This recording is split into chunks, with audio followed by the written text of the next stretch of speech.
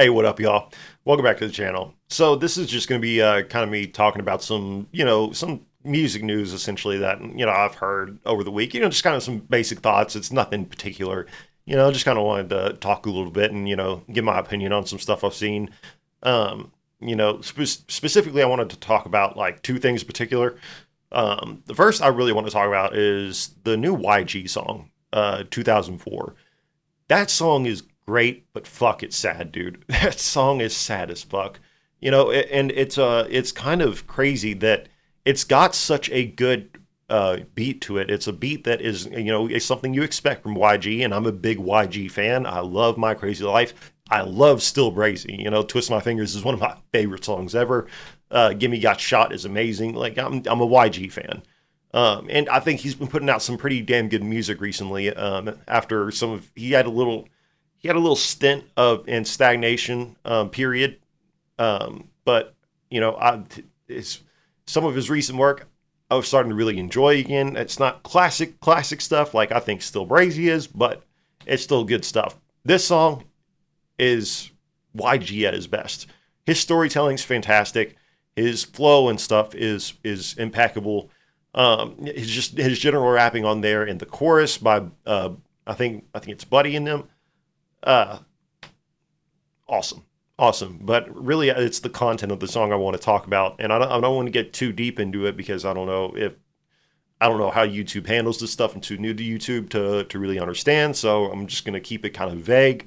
But the song is about, and I'm sure if you've heard it, it's about YG getting taken advantage of when he was a kid by an older woman twice his age. He was like 14 or 15.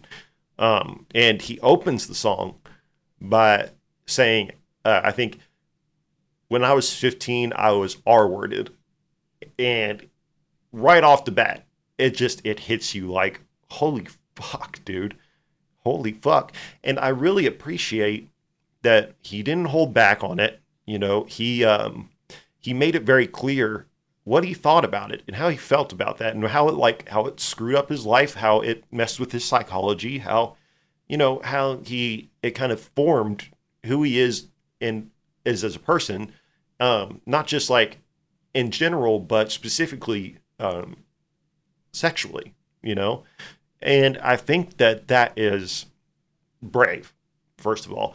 And, I think this is actually a lot more this kind of thing is a lot more widespread in hip hop than people may realize. We can go back to classic examples like Lil Wayne, being forced to have sex with a woman to become an adult, essentially by Birdman, who Birdman brings him prostitutes, makes Wayne have sex. I think I don't want to look. I don't want to get this part wrong. I'm pretty sure it said that he watched. I think maybe that he was in the room. Weird shit. Absolutely despicable stuff. But I think this is actually among artists. I think a lot more people have that kind of experience than a lot of people realize. And amongst male artists, not just female artists who obviously I'm sure a ton of them have gone through something similar in a different way. But there are quite a few artists that you could look up and they'll have lyrics about how young they were when they first had their sexual encounter, or they had sexual encounters with a older woman when they were young, and YG frames this as kind of like, he didn't realize at the time what this was doing to him. He didn't realize that this was something that was going to, be an ultra formative for him in his younger years, and really inform who he was going to grow up to be as a person, and how that one thing would butterfly effect into basically everything else in his life. And how when we're kids, we don't really think about these things. A lot of kids, you hear people say all the time, like, when we get stories about a teacher having relations with one of their students or something like that, and a female teacher having relations with a male student, we hear a lot of people say, "Oh, that kid's lucky." I would have loved to do that. Blah blah blah blah. Certain things like that. Which, if you're saying that as an adult, grow the fuck up. Yeah, like you get your, I don't think I need to explain why an adult saying that and not understanding what the issue is there is wrong.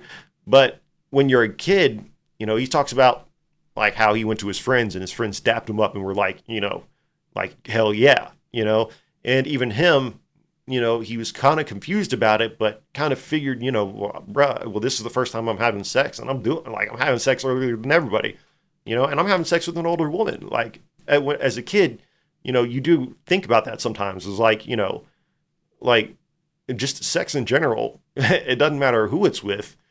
When you're around that age and you're a male, that really like you don't think about how that's going to affect you and what the repercussions are for something like that, and how that is going to weigh on you to an extent, and the power dynamics there, and and I think that when we're kids, it's just something like you feel like the shit kind of, like you feel like, you're doing this before everybody. You're not only are you doing it before everybody, you're doing it with like a woman, you know, not realizing that she's actually the one taking advantage of you, and that eventually that might, spiral out into your life in ways that you won't understand, or you may never understand really. It might, make you do certain things a certain way or act a certain way when you're older that you may not realize it, but that leads back, like the way you act leads back to that specific thing. And I really want to give it up to YG for doing this because it's brave. And he's got that, YG is a gangster. he's a fucking gangster, like he's from Compton. He's a blood. He's pretty certified. Pretty much everybody will tell you that, YG's not a fake gangster, and he has a very tough persona for good reason. He's fucking shot before. Like, look, he can be as tough as he wants, but for him to admit that that's kind of like that is kind of something that kind of haunted him in a way is super brave. And I think a lot of people may find it for some reason weak. It's not weak at all. In fact, it's one of the strongest things I feel like, especially as a male, you can admit to is something like that. Saying that, yeah, I did this with an older woman when I was young. She took advantage of me, and that actually harmed me. And instead of like acting like you made some power play. Like, no, you actually, the power play happened on you, and, I think that this kind of, there are people that will see it differently or will say it's different. And I got another, I'm going to talk about this guy in a second in a different way, but one of the people I want to talk about and who might frame this differently is DJ Akademiks. Okay. Akademiks has been, he's on this. Look, I don't want to be all like, I'm a fucking super liberal or whatever, but he's kind of got that whole toxic masculinity thing going on to an extent that is dangerous. It's dangerous to the audience that he has. He said Kendrick started the Me Too movement in hip hop recently because I don't even know what the fuck he means by that, to be all the way honest with you. But it stems from like he's called Kendrick. He said that Kendrick has been touched before by his uncle, which was false, or his cousin or whatever. In Mother I Sober, he totally misrepresented and misunderstood that song, and he's run with that ever since. And he acts like it's some sort of weakness that would have happened to Kendrick when he was a kid, like it's somehow Kendrick's fault, and that it's something weak inside Kendrick for having that happened, and now wanting to write music to kind of let that out therapeutically, And I can imagine that he'll hear this from YG and feel the same way. And he uses that as a form of attack, I don't want to repeat some of the things I've heard, but you can look up Akademiks talking about this Mother I Sober, and you'll see what I mean. It's disgusting stuff, you know. And Akademiks is a fucking. We're going to get into Akademiks in a second. I don't want to waste time on him, but I'm using him as a representation of what some people might say and how they are going to misrepresent this and misinterpret it and misunderstand what the real effects of these kinds of things are, and display that they have no clue how power dynamics works in that situation. They're not thinking of things critically and thinking about how things may affect you when you're a kid and how that ripples out. You know, no matter what your view is on something like, you know, like having sex young or having sex with an older woman when you're young. You know, some people are just not going to understand that. And maybe some people don't want to understand that, I should say. But, you know, I got to give it up to YG. You know, I got to give it up to YG. It's a tough song to listen to. You know, it's sad. But I think it's powerful. I think it's powerful. I think it's one of the best songs he's done in a while. And, you know, I don't know how much I'm going to listen to it over and over again. The beat is incredible. The beat is actually kind of bouncy for what the song is about, which is, I don't know if that's a purposeful juxtaposition or not, but if it wasn't about that, it'd be a jam to listen to. But, you know, because of the content, I don't know that I'm going to sit here and re-listen to the song a bunch. So I don't know if I'm going to say it's necessarily one of his best songs of all time, but it is one of the best songs I've heard from YG in a while. You know, even with the stuff I've liked recently, this one stands out above the rest. It is a cut above everything. And it's very personal. And there's not much else I can say about it. I think he's brave to have done that.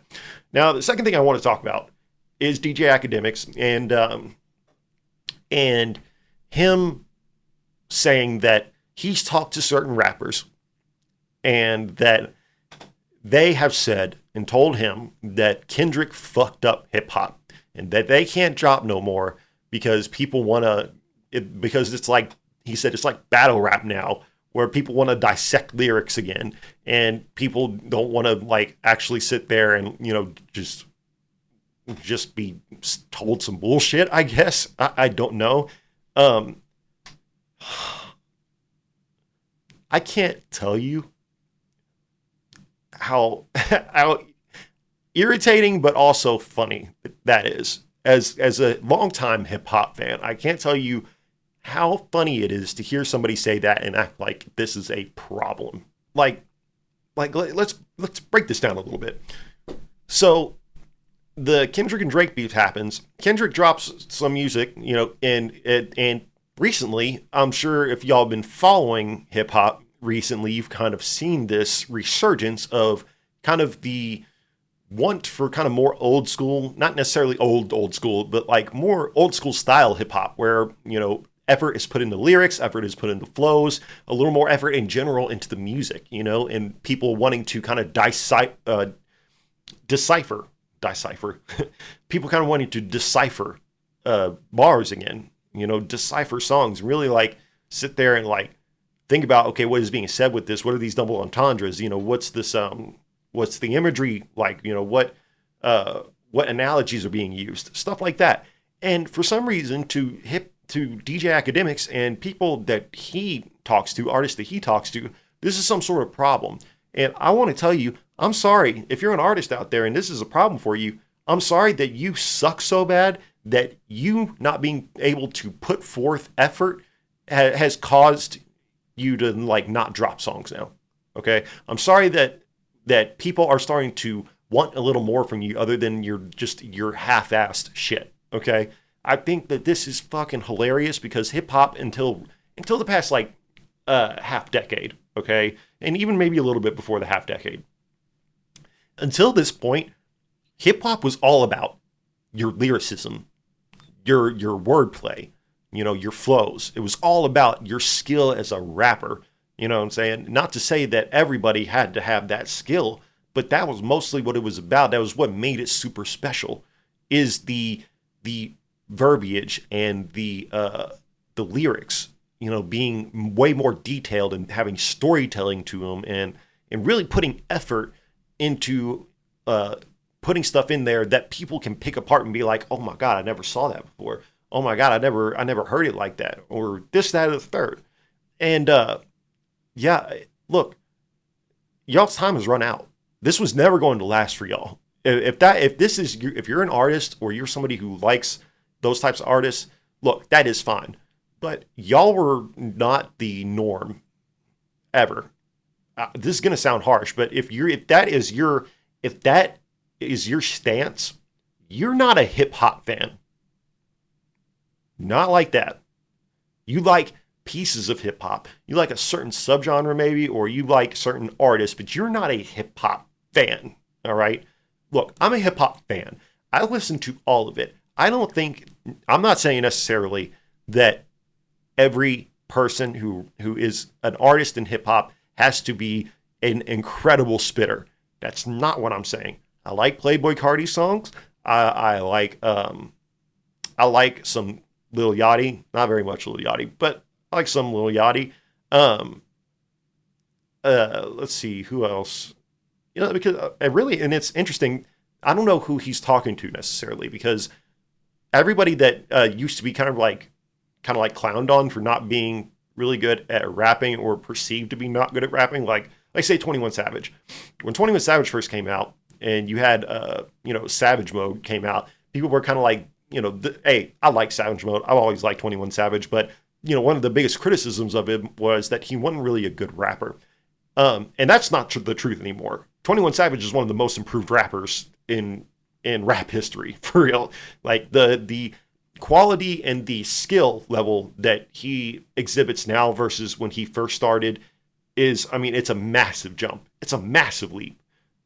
So like, it's hard for me to even say nowadays, like, there aren't very many rappers that are super popular or that I listen to that I would say now don't have some skill when it comes, and don't put forth some effort. So I don't really know who he's talking about, but maybe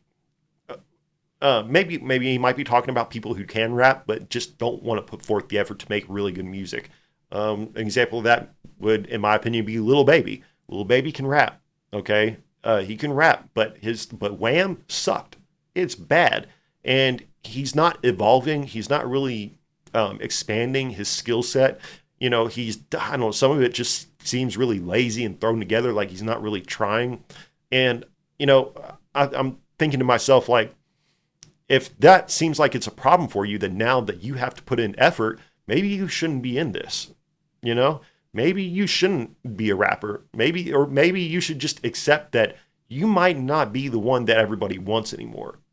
Like, if you're not willing to adapt and be like, okay, I got to put my best foot forward, you shouldn't be making music in the first place. Like, if this is just a vehicle for making money for you, you're never going to last long.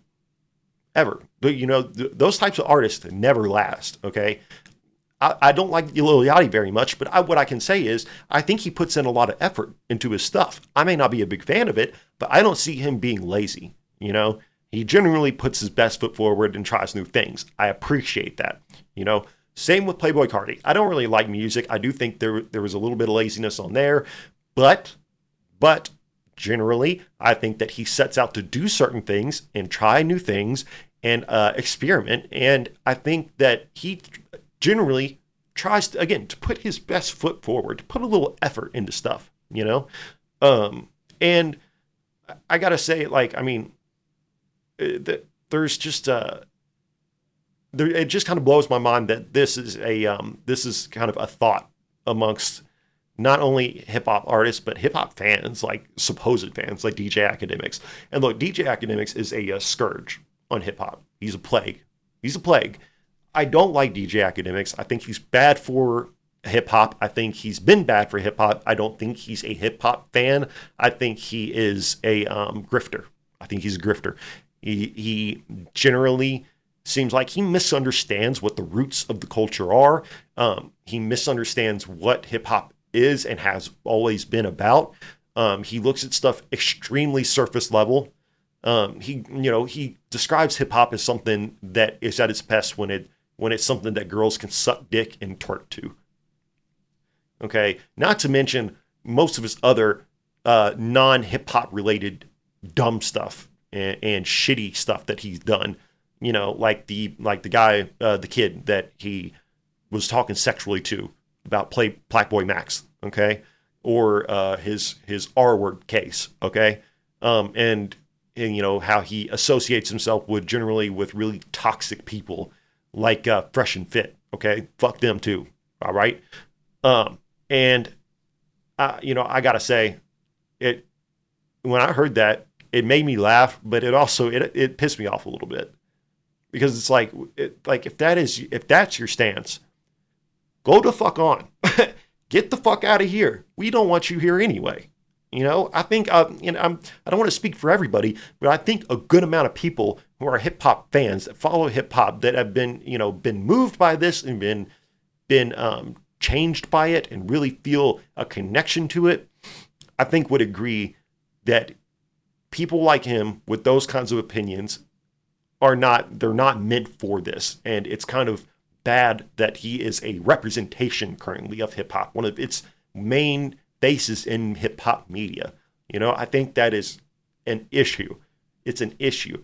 And, you know, I think it's kind of bad too that a lot of people nowadays tend to be okay with mediocrity. They tend to be okay with mediocrity. They tend to be okay with halfway done stuff, you know? And I think if we were a little more critical of some artists and of some projects and some people in general, that the overall quality of hip hop would expand. You know, this is not a bad thing that people can't drop shitty stuff. This just means that the stuff that we will get, people are going to put effort into. You know, when one person raises the bar, the rest of them have to follow. That's how quality works. That's how consistency works. That's how anything gets better. You know, it's crazy to me that's something that needs to be kind of explained a little bit. And you know, and also just to touch on this real quick. Fuck that little you know, I'm sure if y'all follow hip hop on YouTube, especially, you've seen Culture United. Okay, you know, people like the Company Man, like Screwface John, like Professor Sky, Darapy, Curtis King, all those people. Okay, putting in, you know, kind of getting together and talking about hip hop, and really, you know, really just they're all fans, they're all knowledgeable. You know, and just kind of getting together and really, you know, digging into some stuff every now and then. And Akademiks and fucking the rest of the Vulture Squad kind of had their own Culture United. I've heard the term Vulture United. Shout out to, I think it might have been Screwface John that coined that term. Shout out to him. He's totally fucking right. It's fucking culture. It's fucking Vulture United. Vulture United. Fucking, look, Black 100. Look, I'm fucking, I don't really care about Whack 100. You know, sometimes he's entertaining, but I don't really look at him for my hip hop news or opinion. All right. DJ Akademiks, I don't think I need to explain why I dislike him. Adam 22. I can't stand Adam 22. I think, again, he is a grifter who is someone who doesn't actually appreciate the genre, who was able to make money from it and now exploits it. And not just exploits the music, but exploits the people in it and the general people that come out that are bred out of this genre, or that are the ones that this genre is bred out of. You know, Trap Lord Ross, he's very much to me like Adam 22, just in a different sense. A grifter who exploits. You know, just like Akademiks did with the Chirac series, exploits the death and destruction and the sadness that some hip hop can bring, or that is bred out of some hip hop. And then DJ Vlad, again, just exploitative. You know, the guy is, you know, we call him a Fed for a reason. All right, I don't know if he's actually a Fed, but he might as well be. All right. The guy sits there and tries to get people to snitch on themselves on video and doesn't really give a fuck if they do, doesn't care about their safety. You know, he just like, ooh, this is a good clip. Okay, fuck those kinds of people. Fuck all those guys. From the bottom of my heart, fuck all of them. I'm so tired of these people kind of being the main faces in hip hop media and hip hop representation, in in hip hop journalism. None of them are really journalists, but they fancy themselves journalists, and I think that they have been a blight on hip hop for so long, and that their presence brought down the genre, like in a lot of different ways. And I think they all kind of know that. And I think that because it makes them money, they're okay with that. I don't think any of them are true fans of hip hop or really give a fuck about like the genre as a whole. And I think it's really funny that they all came together and they all kind of have similar opinions on hip hop in general. And I think it's really them calling each other out without even knowing it.